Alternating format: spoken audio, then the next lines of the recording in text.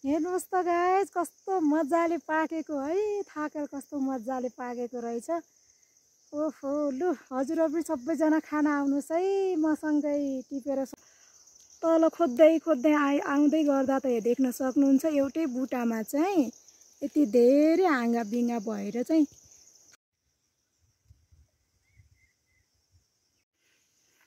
Hello नमस्ते सबैजनालाई।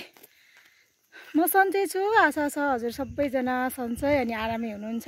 पुनः पनि मेरो यो नयाँ भ्लगमा हजुरहरूलाई स्वागत गर्न चाहे। आज म चाहिँ देख्न सक्नुहुन्छ गइरहेको छु कहाँ भन्दाखेरि म यो चाहिँ मेरो गाउँदेखि म यति टाढा पाइसकेको छु। म चाहिँ आज गइरहेको छु थाकल खानलाई। आज एक्लै छु। अब काफल खाएर सकियो, अब चाहिँ थाकल खाने पालो। हुन चाहिँ यो हाम्रो वनमा चाहिँ त्यस्तो साह्रो थाकल छैन, तर अलिअलि मात्रै छ। बाबाले जङ्गल गोठालोमा देख्नु भएछ कि थाकल पाकेको भनेर, अनि त्यही भएर चाहिँ जाउँ न त भन्नुभएको थियो। अनि त्यही भएर जाँदैछु यो गर्मीमा घाममा एक्लै। अब कसलाई भन्नु र, साथी सङ्गी पनि कोही हुनुहुन्न। सबैजना मेरो दौतरीहरू कोही पनि हुनुहुन्न, एक्लै छु। तर एक्लै भए पनि खुसी छु क्या। अब के गर्नु त, अब खुसी हुनु नै पर्यो। अब गुनासो गर्नु भएन। हाम्रो गाउँको रोड थाकै लाग्यो क्या। आजभोलि कि यस्तो गर्मी छ नि यही पहाडमा पनि, तराईमा झन् कस्तो होला हो कल्पनै गर्न सक्दिनँ म चाहिँ। आजभोलिको मौसम चाहिँ कस्तो छ भन्दाखेरि देख्न सक्नुहुन्छ त्यति घाम पनि लाग्दैन, बेला बेलामा झुल्किन्छ, अनि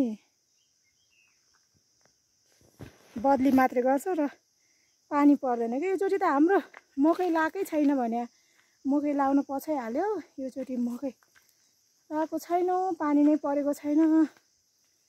पहिला सदा योचोटि यति बेलासम्म त लगाइसक्नु हुन्थ्यो, लगाइसक्थ्यौँ हामीले। तर योचोटि चाहिँ छैन क्या लागेको। अब किसानलाई पनि गाह्रो छ, मौसमले पनि साथ दिँदैन, पानी टाइममा पनि पर्दैन भनेको बेला है। गाह्रो छ नि हाम्रो गाउँको रोड।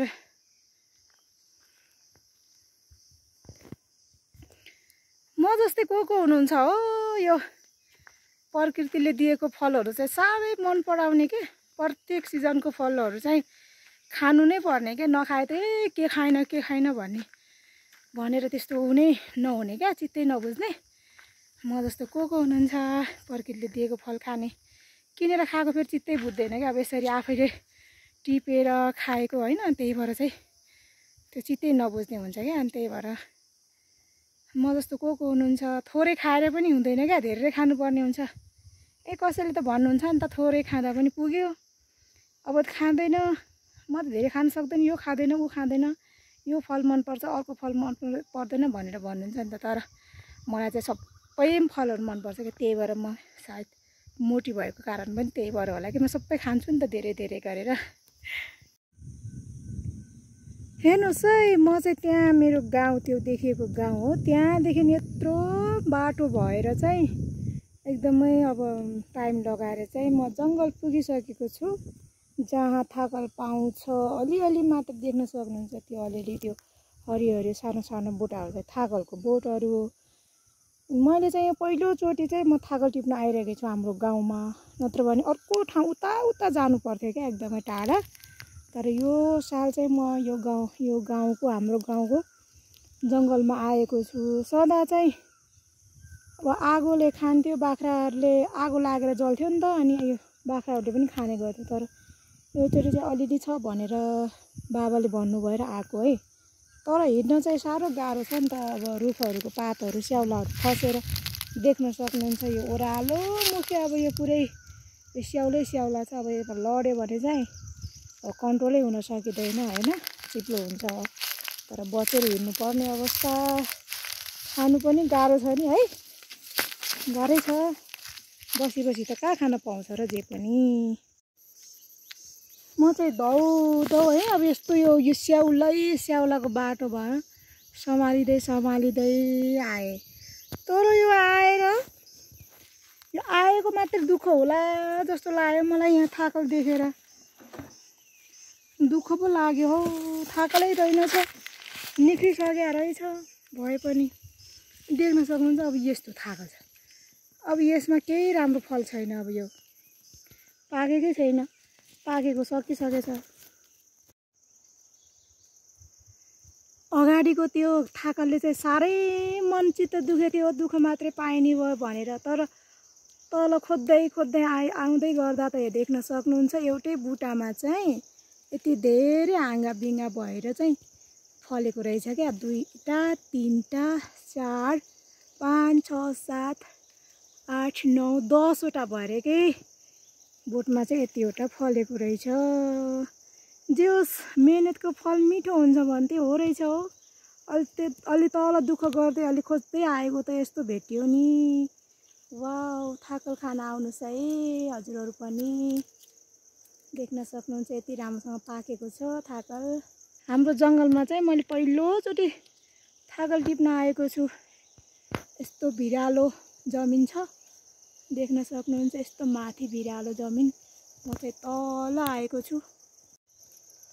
एक्लै थाकल टिप्न आए पनि साह्रै रमाइलो लाग्दैछ। यो प्रकृतिले दिएको सुन्दर यो रचनाहरूसँग एकदमै रमाइरहेको छु। प्रकृतिसँग चाहिँ रमाउन सक्नुपर्ने रहेछ क्या, अनि आत्मसन्तुष्टि मिल्ने रहेछ जस्तो मलाई लाग्यो।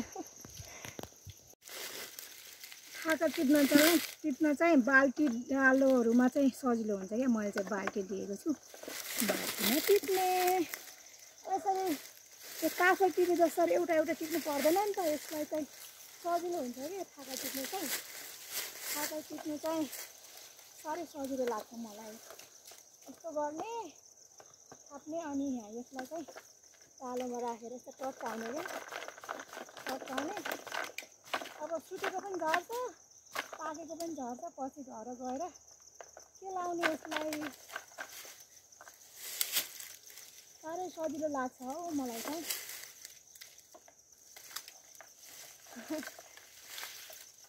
देख्न सक्नुहुन्छ यस्तो दामी फुलहरू पारेको छ।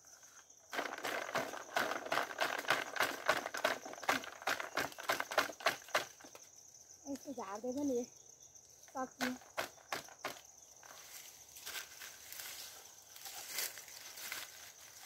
साह्रै सजिलो लाग्ने क्या।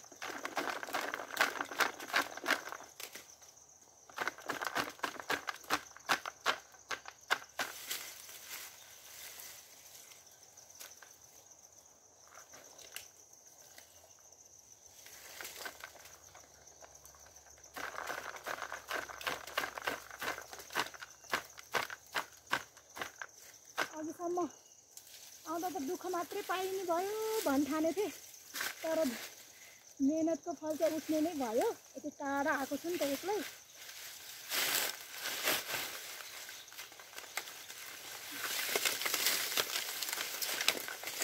यो देख्न सक्नुहुन्छ एकदमै रमाइलो लागिरहेको छ मलाई चाहिँ एक्लै भए पनि जङ्गलमा।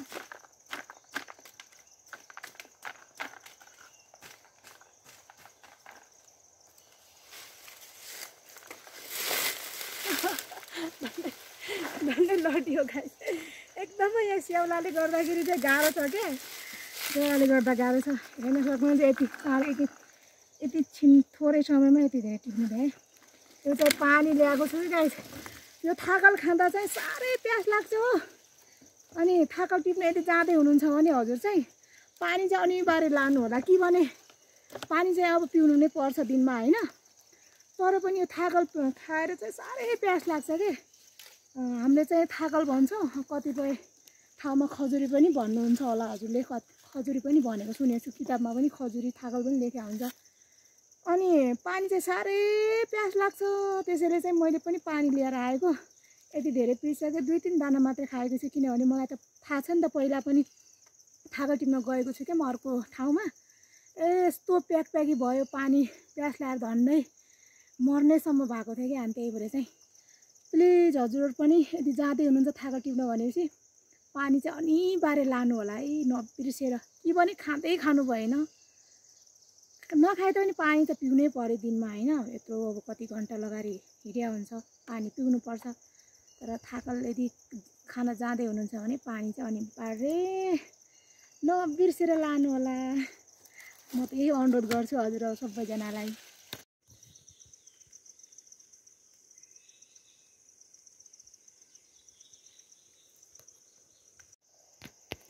हाम्रो जङ्गलमा पनि थाकलको सङ्ख्या चाहिँ बढेछ क्या। मेरो पहिलोचोटि अनुभव हो यो थाकल टिपेको हाम्रो गाउँमा। देख्न सक्नुहुन्छ यहाँ रुखहरू समात्ने होइन, के गर्दा यस्तो कालो भइसक्यो। थाकलको सङ्ख्या चाहिँ बढेछ, खुसी लागिरहेको छ।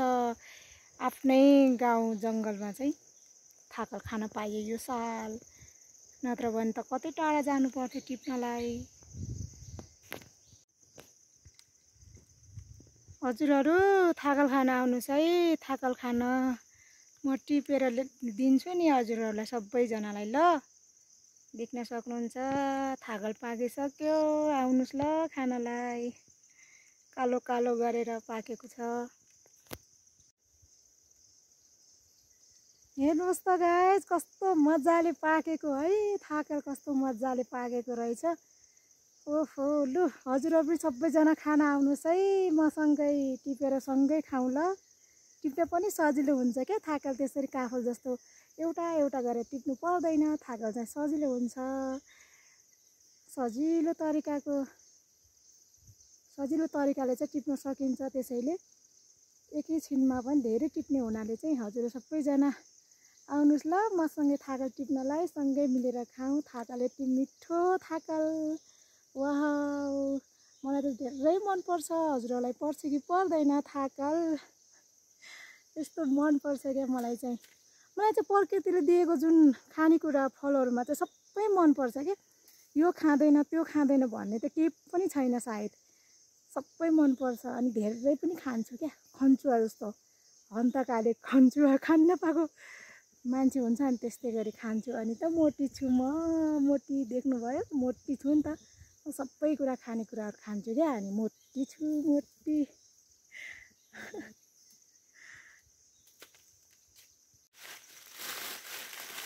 बाल्टीमा गाह्रो हुने भएर फेरि यसमा टिपेर ल्याएको मैले।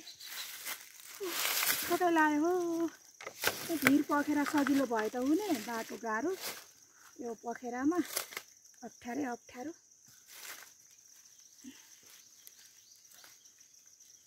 बाल्टीमा गाह्रो भयो कि उचाल्न, अप्ठ्यारो बाटोमा, अप्ठ्यारो जङ्गल छ। ए अब घर गएर के लाउनु पर्ला। ओत्तेरी ए के छ नि, के सल्ले कुसुम पनि आएछ सल्लाको। अब घर गएर राम्रो नराम्रो छुट्याउनु पर्ने हो।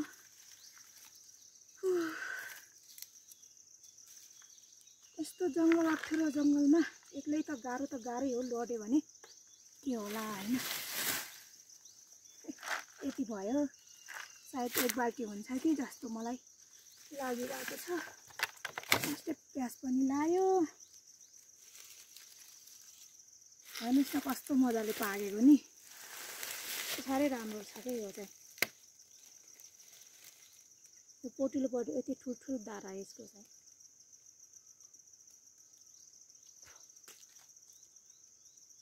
साह्रै मिठो रहेछ यो त, ठुल्ठुलो दाना छ नि त, अनि रस भरेको रहेछ क्या, एकदम मजाले पाकेको।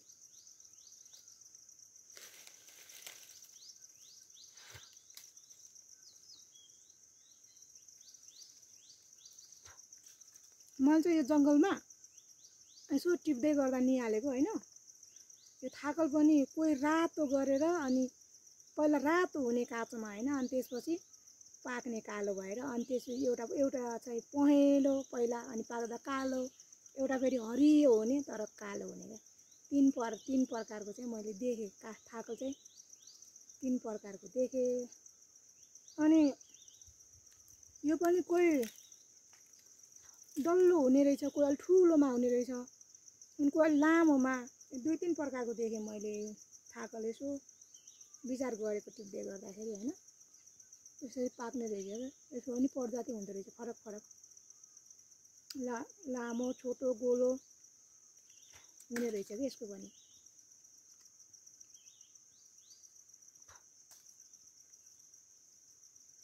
पातलो कतै कतै अनि भिरालो जमिनमा टिप्न अलिक गाह्रै हुने के त्यसमाथि एक्लै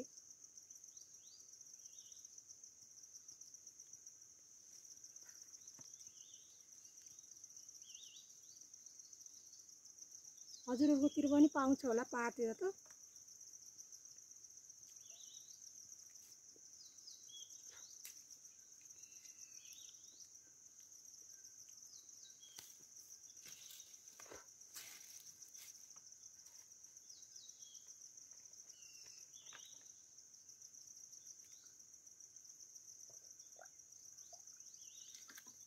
कचिरो पानी सकिन आँटिहाल्यो घर पुग्न कति टाइम लाग्ने हो फेरि अब चाहिँ यही बाल्टी भराएर जानु पर्ला छता पनि छैन फेरि बोक्न पनि सकिँदैन टाढा छ अनि उकालो छ नि त यही सकिने होला छैन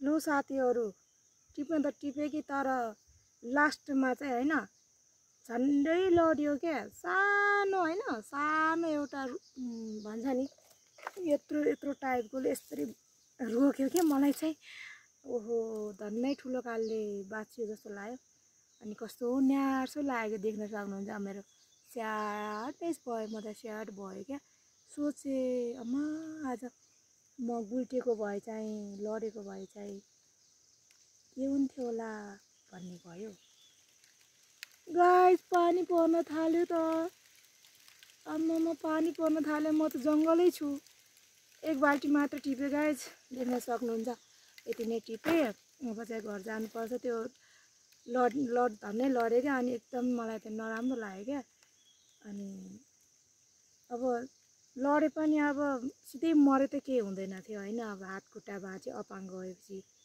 कस्तो गाह्रो अब सपाङ्ग हुँदा हुँदै त यस्तो बेरोजगार भएर बस्नु परेको छ बाबा आमालाई सताएर अहिले यो उमेरसम्म झन् लडेको भए त के हात खुट्टा भाँचेको झन् कति गाह्रो हुन्थ्यो पाल्नु परेपछि कति गाह्रो हुन्थ्यो मेरो आमाबाउलाई र मलाई पनि आफैलाई पनि त्यसैले गाइस जता जसरी हुन्छ काम गर्दा ध्यान दिएर हिँड्दा हरेक कुरामा चाहिँ सम्हालेर हिँड्नुहोस् हैन आफूलाई माया गर्नु सबैभन्दा आफूलाई माया गर्नुपर्छ जस्तो लाग्छ कि मलाई आफू छ राम्रो छ सबै कुरामा पूर्ण छ भने सबैले माया गर्छ हेर्छ सबैको प्यारो बनिन्छ र यदि आफू अनि केही गरिदैन हैन अपाङ्ग छ मतलब अब हरेक कुराहरुमा कमजोर छ भने सबैले हेला गर्छन् त्यसैले चाहिँ सबैजना चाहिँ आफ्नो ठाउँमा चाहिँ बलियो सब राम्रो भएर बस्नुहोस् सबैले आफूलाई माया गर्नु सबैभन्दा ठुलो कुरा आफूलाई माया गर्नु हो म चाहिँ आज यो टिप्नुको कारण चाहिँ मेरो बाबाले चाहिँ गोठा जङ्गल आउनु भएको रहेछ कि हिजो अनि देख्नु भएको रहेछ नि त अनि सदा त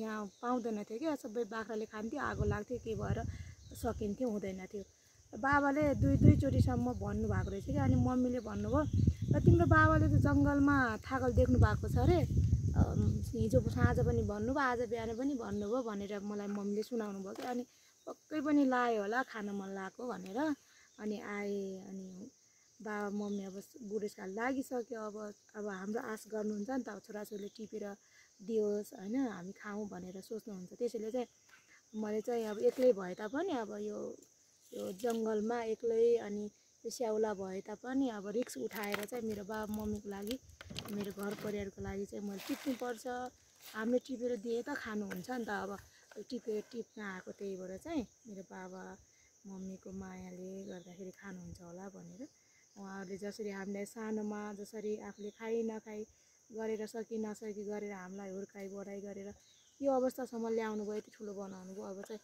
हामीलाई छोराछोरी पाउनुको उद्देश्य चाहिँ बुढेसकालको सहारा भनेर नै त हो नि त्यसैले प्लिज अनि आफ्नो बाबा मम्मीलाई अनि कति दिदी बहिनीहरू हुनुहुन्छ सासू ससुरालाई चाहे प्रेम गर्नुहोस् र आफूले माया गर्यो भने चाहिँ अरूले पनि माया गर्छ क्या आफूले जे गर्यो नि त्यही पाउने हो त्यसैले चाहिँ सबैजनाले सबैलाई माया गरौँ इज्जत गरौँ हैन भन्ने चाहिँ मलाई लाग्छ कि आफूले जस्तो गर्यो अरूले पनि अरूबाट पनि पाउने त्यही हो हुन्छ अब चाहिँ म चाहिँ अब कालो लाग्नु पर्ने छ है आउने बेला चाहिँ आइयो साथीहरू हैन अब जाने बेला चाहिँ कसरी जाने होला भन्ने चाहिँ